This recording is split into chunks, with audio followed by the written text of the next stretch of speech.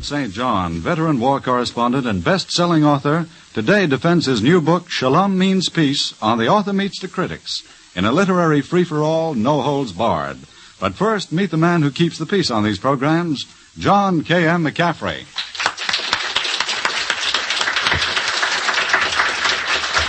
Good afternoon, everyone. Robert St. John is probably the only man in the world with a bullet scar in one leg from Al Capone and in the other leg from Adolf Hitler. During the war, he visited 29 countries. In the London Blitz, he was radio commentator for NBC. In the battle for Greece, he was wounded, helping the evacuation.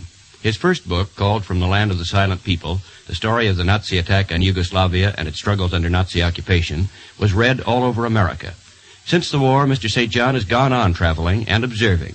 In his new book, Shalom Means Peace, he tells of the birth of a new nation, Israel, and of its desperate struggle for peace. And now, with a brief account of this dramatic story, here is Mr. St. John himself. Good afternoon, Mr. McCaffrey. Good afternoon, Mr. McCaffrey, critics and friends. In the preface to Shalom Means Peace, I wrote, "The words which follow are not an attempt to pass judgment on the rights and wrongs which have been committed in Palestine. This is not the report of an expert on Arab Zionist affairs. This is merely the story of a few people I met who played their large and small roles in making a dream come true. A few people who found their promised land. I want to admit at the start that I went to the Middle East with a certain bias. Not a bias against Arabs, because I believe a great many Arabs have been victims of what has happened in the Middle East. The bias I took with me was a sympathy for, Joe Murphy, an Irish-American flyer whose story I've told in the book, put it as well as I can put it when he tried to explain why he had turned down an offer of $3,000 a month to fly against the Jews and was risking his life helping to defend the state of Israel. He said, "I guess I just don't like to see little people pushed around." That's my bias. Through stories about settlers in the kibbutzim, factory owners and factory workers, Arabs and Jews, musicians and college professors who are now farmers, I've tried to give some pictures of this newest democracy on earth in human terms. I wish, it probably won't happen here, but I wish these critics and other critics elsewhere would judge Shalom Means Peace on that basis. Have I succeeded in putting on paper the hopes and fears and dreams of these people? Have I made it possible for an Iowa farmer and a New York City telephone operator to understand their opposite numbers in the state of Israel? To understand that there is not much difference in their hopes and dreams, that shalom is what we all want, a chance to go to work secure from fear, a chance to come home and watch the children at play, a chance to live at peace. It seems such a little thing to ask. Thank you, Mr. St. John. And now, before Mr. St. John meets his critics face-to-face, let's have a sample of their points of view. First, Nobel Prize winner and author of the recent widely read book, The Steep Places, Sir Norman Angell. In order to save confusion, I want to say this, that for 30 years I have been an ardent and hard-working Zionist. In Parliament, in the press, on the platform, in books.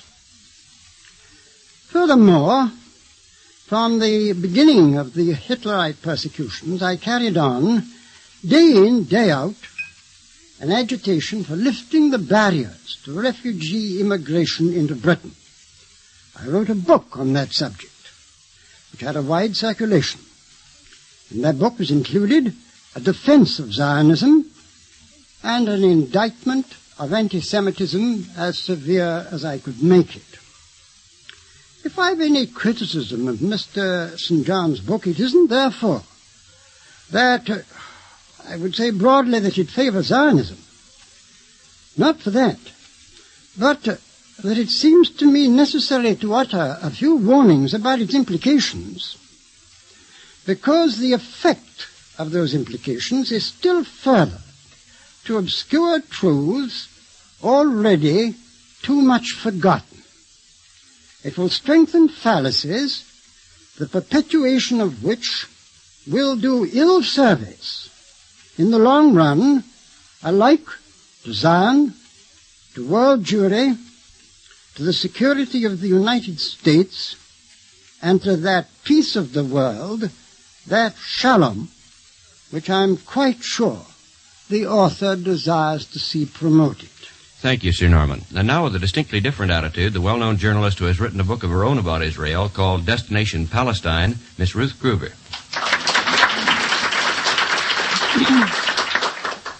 Shalom means peace is a personal, subjective, intimate story of a nation being born.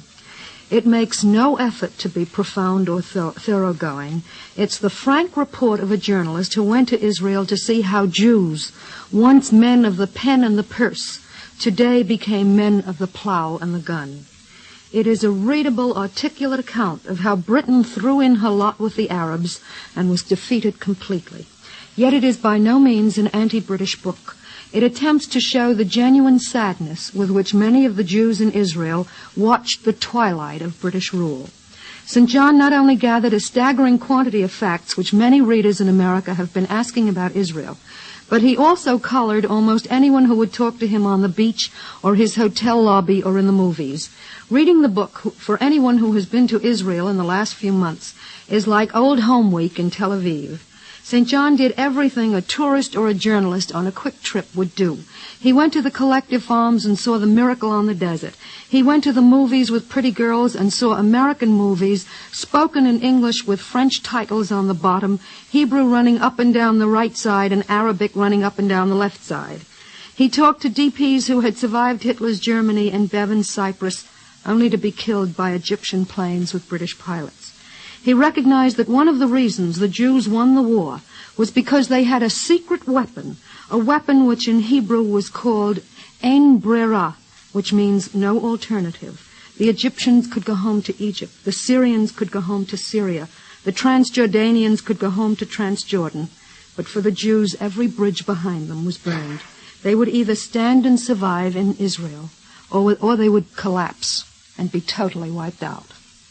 Thank you, Miss Gruber. If you knew Bob St. John as well as I do, you wouldn't have been surprised that he was going to the movies with pretty girls. But, Sir Norman, I wonder if we could have you expand on your statement that this book has fallacies in it, gives credence to fallacies which would do the cause of Zionism and of world peace harm. Not so much fallacies, perhaps, as omissions which ought not to be made when we're discussing the future security of Israel itself. It doesn't really tackle at all, perhaps it doesn't profess to, the position of Israel as a world problem. Its part, that is, in the East-West struggle, which is going on for a long time. Particularly does it not grapple with the problem of Israel's relation to 40 million Arabs, whose nationalism, too, is very intense, who believe themselves to be right, although, as I've written so often, I believe them often wrong. Its relation to 300 millions of the Muslim world, to the future of Africa. Miss Gruber made a reference a moment ago to Britain throwing in her lot with the Arabs. I think she's rather forgotten that for several years, just before the war, Britain was grappling with an Arab rebellion in Palestine.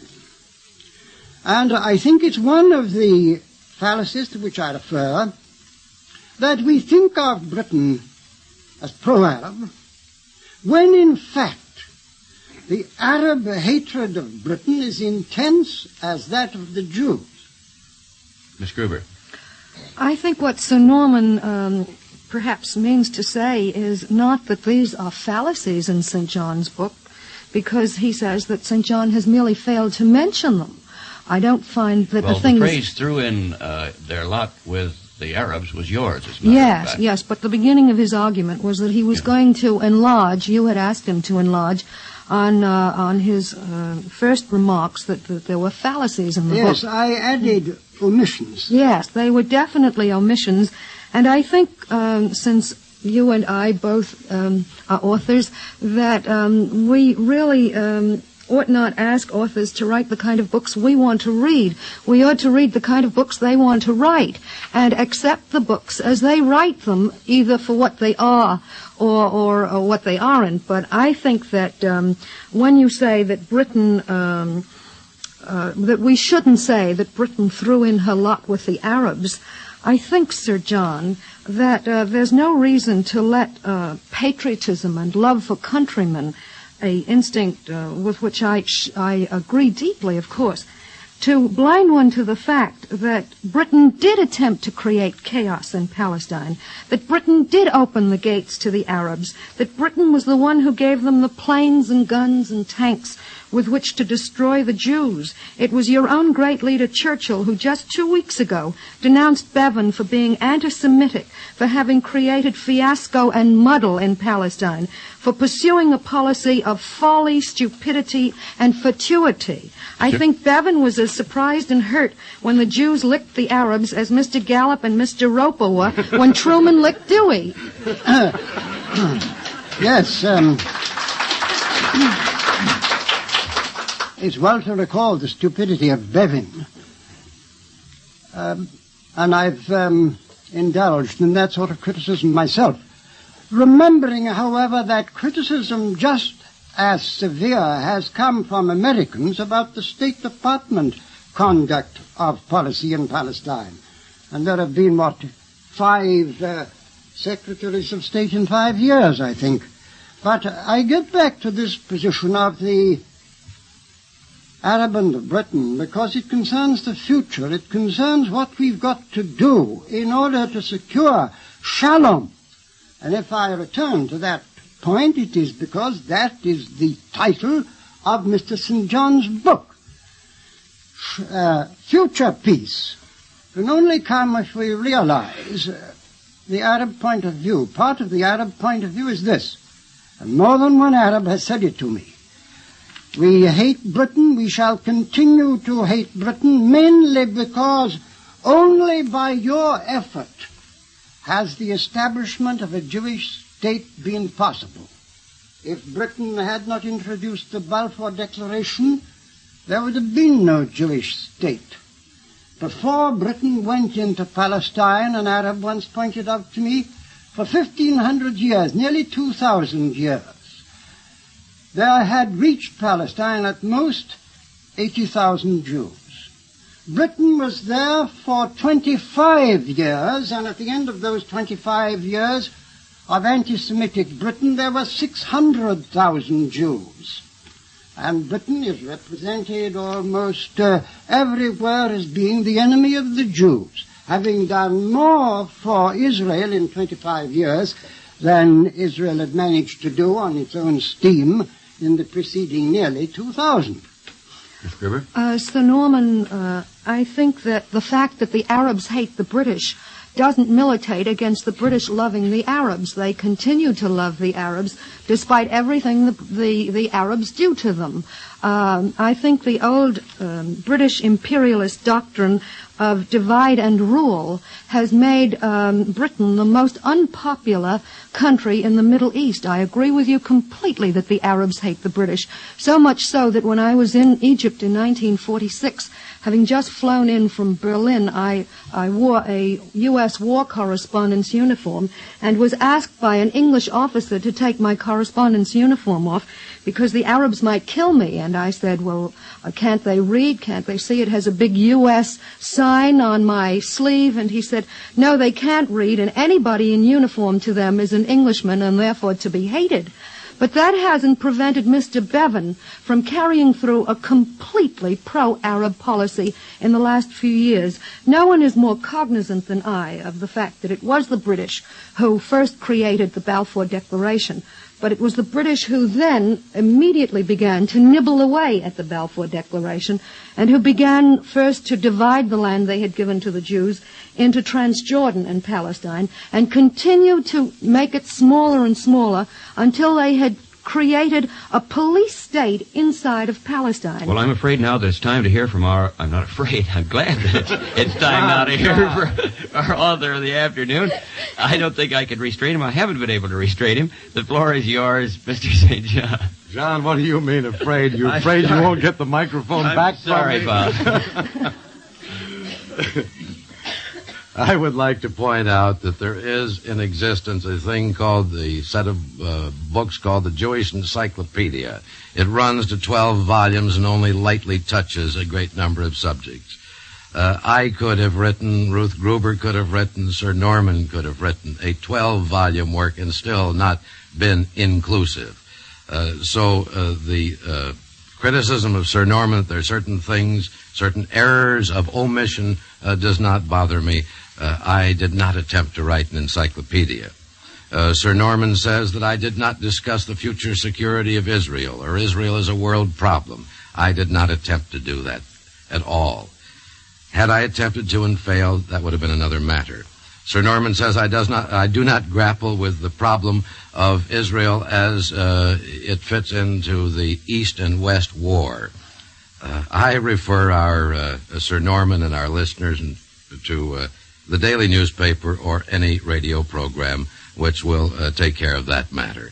That is out of my scope. Sir Norman rather belittles what Ruth Gruber called the stupidity of Bevan and recalls the past glories of Britain in the Middle East. General Allenby, I suppose he's thinking of. The stupidity of Bevan almost cost the lives of 800,000 Jews. Ruth Gruber was in Israel when I was there. It's a little difficult to sit here in New York City and not be emotional when one remembers the British Spitfires that were dropping bombs made in Britain on orphanages in Tel Aviv inhabited by little children who escaped all the horrors that the diseased mind of man in Europe had been able to conjure up to torture the bodies and souls of other human beings, only to be killed in the promised land. Sir Norman says that Shalom can come only if we understand the Arab point of view. I say to you that Shalom can come only if some people begin to understand the Jewish point of view.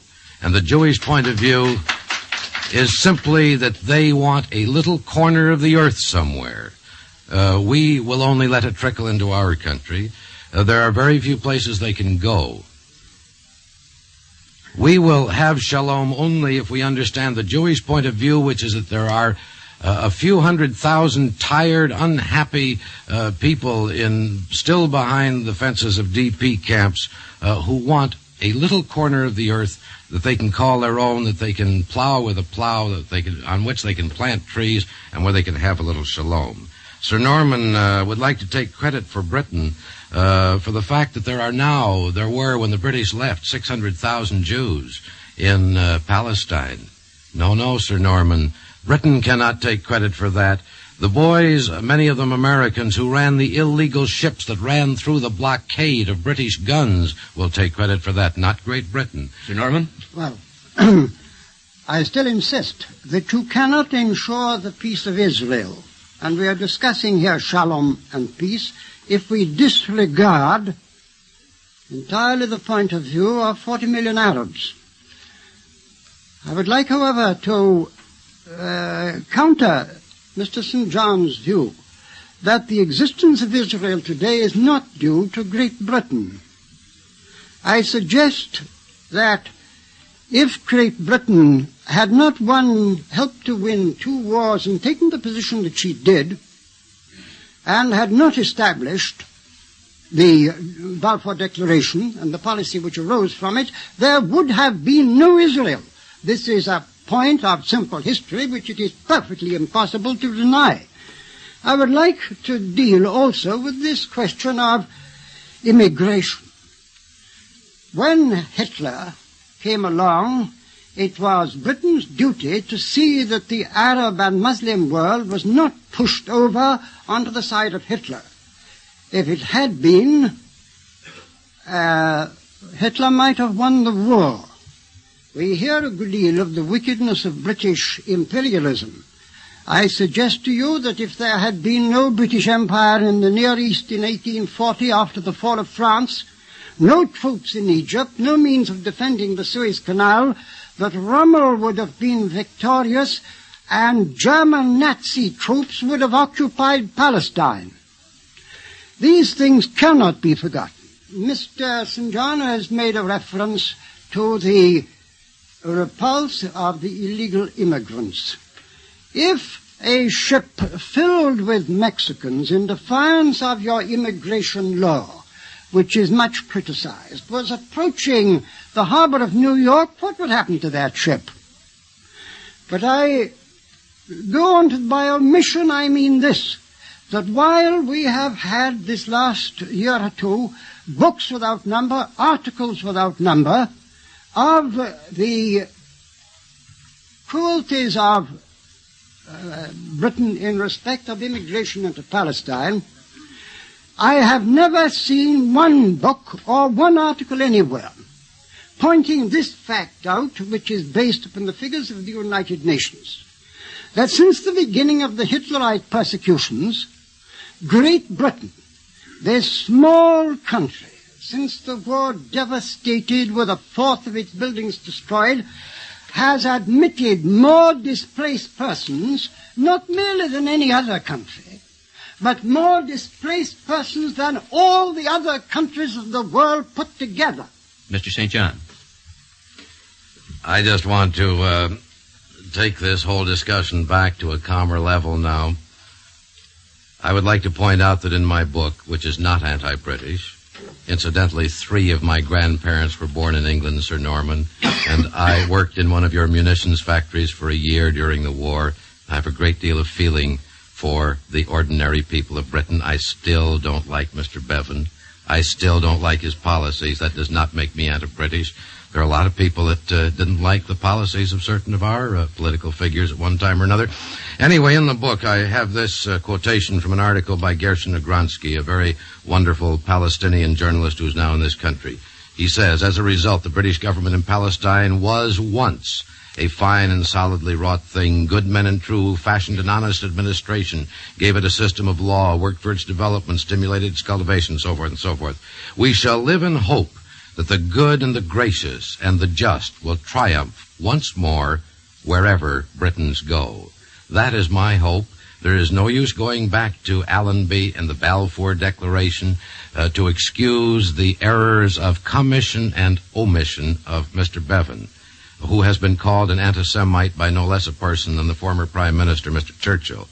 It was what Britain did in the Middle East 30 years ago was fine, but Britain almost made it possible to kill every last Jew in the Middle East. And we can't go back and excuse them for that because they did something nice and good a long time ago, or because they admitted some Jews to England. Norman. I raise this point of the past because it is the point of the future. Unless we can make this reconciliation between Israel and the Arab and the Muslim world, you're going to see repeated in the future what you saw in 1914 and again in 1939, in which struggle Britain, like every belligerent, had to choose not between the entirely good course and the entirely bad, but had to make a choice of evils. It had to keep the Arab world and the Near East on its side. If it hadn't, the victory would have gone to Hitler, and that would have been the end of Israel. If we don't keep these lessons of the past in mind, we shall not so manage the future that we can avoid a third clash of the same kind. And unless we see the reasons for British conduct just before the war, in its white paper and so forth, and its accusations of appeasing the Arabs, if we don't see the reason for that, our policy of the future, not of the past, will be ill-guided. And now, Miss Gruber, we've given you a very difficult situation to be placed between an angel and a saint. But with that difficulty, I feel fluttering. I want to say this about Sir Norman's discussion of the past. One of the most astounding things to an American, it may not be astounding to anyone coming from England where there is so much voluntary self-censorship, but one of the most astounding things to me is the way a people can completely block out the past and change history. I remember an Egyptian colonel who was captured by the Israeli army who said to his captors, "But how did you capture me? Where are our forces in Beersheba that were to join us?" And the Israelis had to tell him that they had captured Beersheba 2 months before. I discovered the same thing in Britain, where the history books speak of the American Revolution as just a regrettable incident and go on to merrier things. And I think that the past of Britain's actions in Israel, in Palestine, since the middle of the war and the end of the war, when there was no longer any question of needing the Arabs to fight Germany, there was simply a question of saving Jewish lives. And Britain, instead of saving those lives, turned Palestine into a concentration camp. Instead of permitting Jews to escape from the Iron Curtain that Hitler had placed around Europe, Britain threw her own curtain around Palestine, the only country that was willing to accept them. I think for us to forget that past is equally evil, and I think one of the great things about Robert St. John's book is that he talks to people who haven't forgotten the past, who carry the purple numbers on the skin of their forearms, who will remember forever that when they escaped from Bevan, they came home.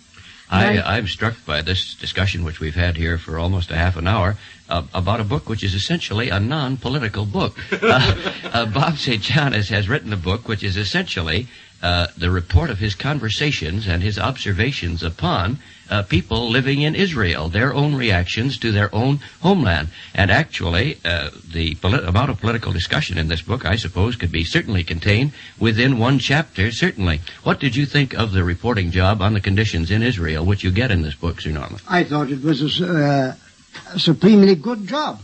And it is only then the political implications of the book. It is the implications of it, the implications, and again the omissions.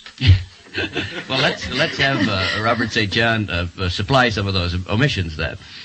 Well, John and Sir Norman and Ruth, I guess the only way to solve this is for me to go back someday to Israel, which I hope to do and which I would love to do, and write a 12-volume encyclopedia.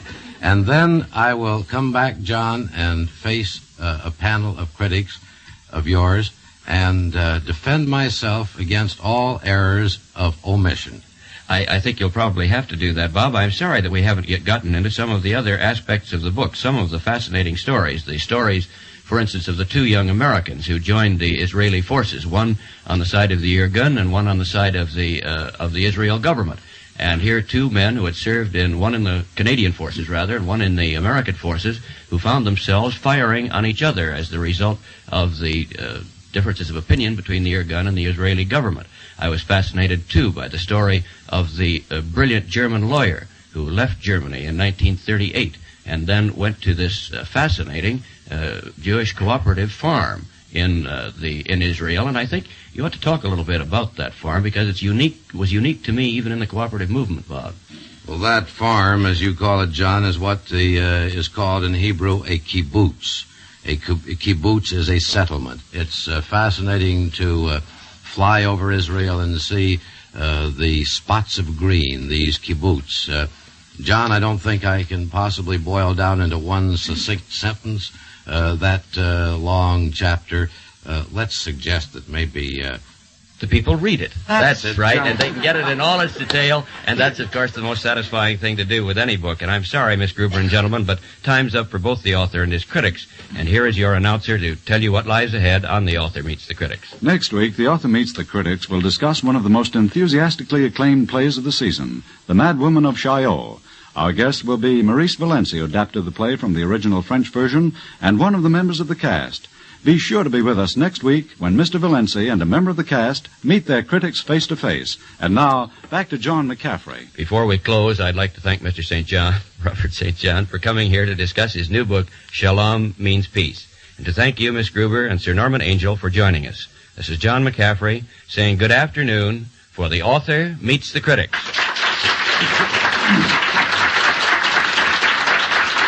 The Author Meets the Critics is produced by Martin Jones and directed by Lee Jones. This is Arthur Gary speaking. Laugh with Fred Allen tonight on NBC.